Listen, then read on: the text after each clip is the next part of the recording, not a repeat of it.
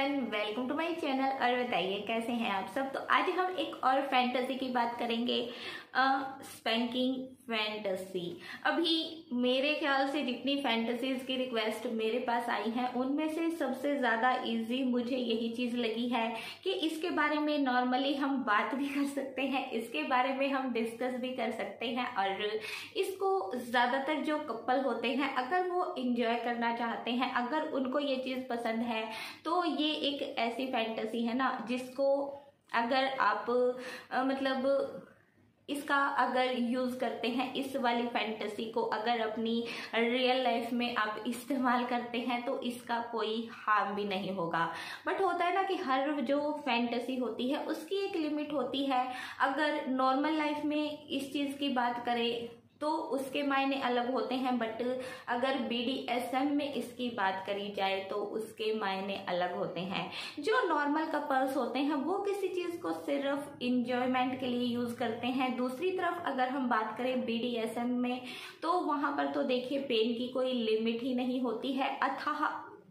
Pen दिया जाता है, हद से ज़्यादा परेशान किया जाता है। जो मिस्ट्रेस होती है और उसका जो सबमिसिव मेल होता है, या फिर जो डोमिनेंट मेल होता है और जो सबमिसिव विमेन होती है, मतलब एक ये ऐसी फैंटेसी है जिसमें मेल जो है वो डोमिनेंट भी हो सकता है और फीमेल भी डोमिनेंट हो सकती है, और दोनों में से कोई भी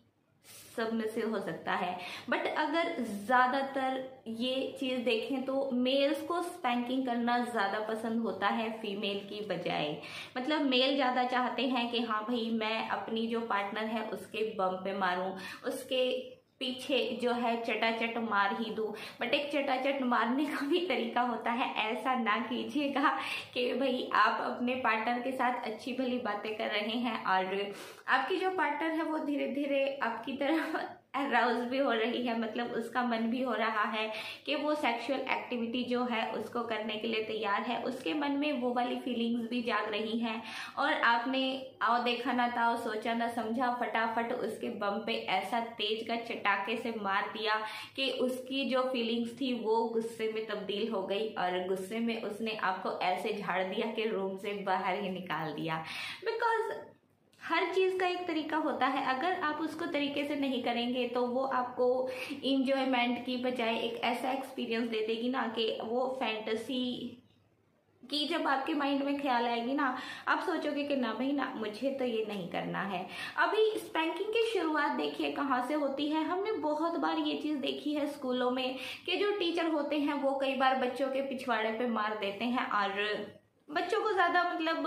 पेन भी नहीं होता है, बच्चे उस चीज़ को ज़्यादा फील भी नहीं करते हैं। कई बार वो मजाक के तौर पर ले लेते हैं। कई बार बच्चे जब टीचर के पास खड़े होते हैं तो टीचर के हाथ में अगर कोई मतलब बुक होती है, कोई रजिस्टर वगैरह होता है और बच्चा अगर कुछ गलती कर दे तो वो उसको भी उसके बम पे मार देता है। तो वहाँ से इस चीज़ की शुरुआत होती है। कोई भी गर्ल या बॉय उस टाइम अगर उस सेंसेशन को फील करने लग जाता है ना स्कूल टाइम में कि हाँ भाई मुझे जब यहाँ पे मारा जाता है तो मुझे एक सेंसेशन फील होता है, मेरे दिमाग में एकदम से करंट सा आता है, तो उस सेंसेशन को अगर कोई इंसान, वो मेल भी हो सकता है, वो फीमेल भी हो सकती है, अगर उस सेंसेशन को कोई फील करने लग जाता है तो आगे जाके वो उसकी फैंटेसी बन जाती है। कई बार गर्ल्स की ये एक ऐसी फैंटेसी बन जाती है कि सेक्सुअल एक्टिविटी के दौरान अगर उनके बम पर 2-4 मारे नहीं जाएंगे तो उनको सेंसेशन ही नहीं होगा, उनके माइंड में वो करंट ही नहीं आएगा, उनको वो चीज़ अच्छी ही नहीं लगेगी कि हाँ भाई कुछ अधूरा सा रह गया है, मुझे मज़ा नहीं आया, मुझे कुछ कमी सी फील हो रही है। उनके अंदर ये वाली चीज आएगी। अभी बात करें हम बॉयज की तो देखिए बॉयज को तो स्कूलों में आप देख लीजिए, हमने भी अपने स्कूलों में बहुत बार देखा है बॉयज को पिटते हुए। हालांकि होता क्या था कि ब्लैक बोर्ड पर उनके हाथ लगवा दिए जाते थे, बम्पी उनकी पूरी पीछे हो जाती थी और उस पर खूब डंडे भी बरसाए जाते थे। तो बॉयज़ की तो भाई बात ही छोड़ दीजिए, उनको तो बेचारों को शुरू से ही पता नहीं क्या कुछ सहन करना पड़ता है। तो जिन बॉयज़ को ये वाली पनिशमेंट ज़्यादा दी जाती है ना, उनकी फिर ये फैंटेसी बन जाती है और ऐसी फैंटेसी बन जाती है, कुछ तो इसको अपने लिए यूज़ करना चाहते हैं कि हाँ भाई कल को मेरी जो पार्टनर है उसके साथ जब मैं ये जो सेक्सुअल टाइम है, इंटीमेशन का टाइम है, वो जब परफॉर्म करूँगा तो मुझे वो जब मेरे बम पे मारेगी तो ही मुझे सेंसेशन होगा, तो ही मुझे मज़ा आएगा, तो ही मैं अराउज होऊंगा और तो ही मैं डिस्चार्ज करूँगा। दूसरी तरफ किसी किसी को ये हो जाता है कि भाई मेरी जो पार्टनर होगी ना, मैं उसको मारूंगा, मैं अपने उस टाइम का जो है, जो फीलिंग मेरे अंदर आती थी ना, उन वाली फीलिंग्स को मैं अपने पार्टनर के साथ ट्राई करूंगा। एक तरह का मतलब माइंड में ये चीज़ होती है ना कि हाँ भाई मुझे ये वाली सेंसेशन फील होती थी, तो शायद मेरी जो पार्टनर है उसको भी वैसा ही सेंसेशन आएगा, उसको भी वैसा ही करंट आएगा उसकी बॉडी में और उसका भी ऑर्गेज्म हो जाएगा। अभी जो ज़्यादा जो पनिशमेंट लिए होते हैं